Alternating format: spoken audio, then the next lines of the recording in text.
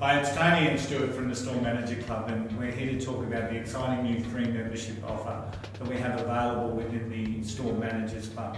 As part of that free membership, we're providing a 12-session Store Leadership 101 program, and it's a training program to help you become a better, not just a better manager, but a better leader. Because during our career, we acknowledge that it's so hard when you become a manager.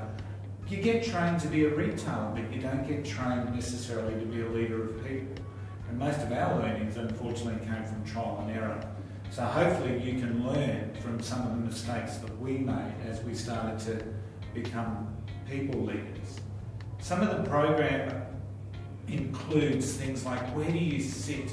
So when you first become a store manager, you're leaving people behind usually. There's, in my role, I left some department managers behind. And it's that real culture shock, is where do I sit? I used to have friends that I worked alongside, and now I lead them. So, and we talk about how we can improve that situation for you. I know personally that whenever I had an issue in my career, it came down to communication. My communication was unclear, it was ambiguous. So we will go talk through the process of communication and how to make sure that it's clear and concise so that you don't fall into the same trap. And what else are we looking at, Stuart? Some of the other things that we'll look at everyone wants the answers. So you know when you've been in a leadership role, the expectations you're the font, and everyone wants a piece of you. So we'll look at that. We'll then move along to above the line leadership. That's a fun one. Let's look at the difference between accountability and about blame. And we'll look at walking slowly amongst your team. So that's about building the rapport with your team. And it's, guys, if you don't like leading people, don't lead. Leads us into that one of the other subjects that we look at, the difference and that balancing act between a leader and being a friend. And you need to build rapport with your people, you need to be sociable, you need to be friendly, but there's a real fine line that some leaders I've known have fallen over. And when they fall over that line, it creates conflict.